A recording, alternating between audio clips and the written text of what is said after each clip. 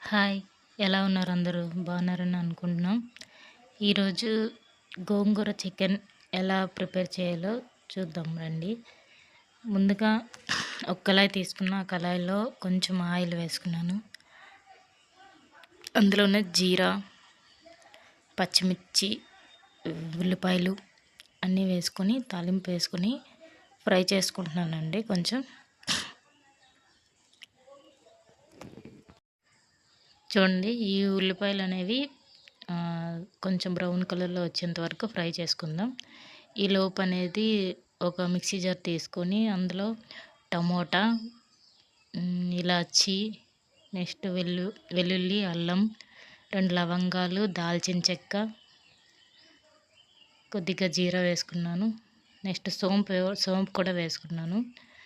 Next జీడిపప్పు అండి, ఒక 4 చాలు, మరీ ఎక్కువైతే బాగోదు. జీడిపప్పు వేసుకున్నాను. చూడండి, ఆల్రెడీ ఉల్లిపాయలు అయితే బాగా ఫ్రై అయిపోయి, దీంట్లోనే నేను ముందుగా కలిపి పెట్టుకున్న చికెన్ అండి మ్యాగ్నేట్ చేసుకున్నాను. అందులో కారం, పసుపు, ఉప్పు అదైతే చూపించలేదు నేను. ఇవన్నీ వేసేసి ముందుగా మ్యాగ్నేట్ చేసుకున్న ఆ చికెన్ అనేది ఈ తాలింపులో అయితే వేసుకుంటున్నాను. కొంచెం వేసుకున్న తర్వాత కొద్దిగా అల్లం వెల్లుల్లి పేస్ట్ వేసుకున్నాను. అల్లం వెల్లుల్లి పేస్ట్ వేసుకున్నాక బాగా కలుపుకోవాలండి. ఈ కలుపుకున్నాక ఇందులోనూ కూడా కొంచెం కారం, పసుపు, ధనియాల పొడి, గరం మసాలా అన్నీ వేసుకొని ఒకసారి కలుపుకుందాం. నెక్స్ట్ చికెన్ మసాలా కొంచెం వేసుకొని కలుపుకున్నాను. ఎవరైతే ఎంత కారం తింటారో వాళ్ళకి తగ్గట్టు వేసుకోండి. మేమైతే కొద్దిగా తింటాము. ఇందులో కొంచెం గల్లుప్పు వేసుకున్నాను. ముందుగా మిక్సీలో ఉన్న టమోటాను, గరం మసాలా దినుసులు పౌడర్ మిక్సీ వేసుకున్నాం కదండి, అవి అనేది ఇందులో వేసుకొని కొంచెం బాగా ఫ్రై చేసుకుందాం. నెక్స్ట్ గోంగూర అండి. గోంగూర అనేది నేను ముందుగానే పక్కన ఉడకపెట్టుకున్నాను, అది కూడా చూపించలేదు.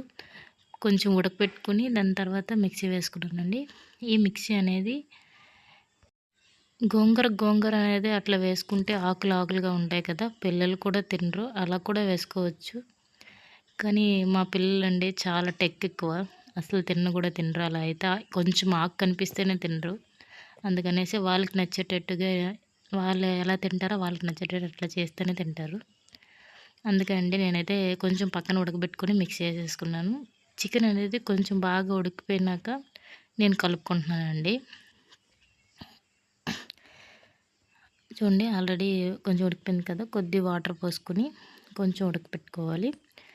దీంట్లోనే లాస్ట్లో కొత్తిమీర వేసుకొని దించేసుకోవడమేనండి. నేనైతే ఇలా ప్రిపేర్ చేస్తాను. మీరు ఎలా చేస్తారో కామెంట్ చేయండి. నచ్చితే లైక్ చేయండి, షేర్ చేయండి, కామెంట్ చేయండి. సబ్స్క్రైబ్ చేయడం మర్చిపోకండి. Thank you friends.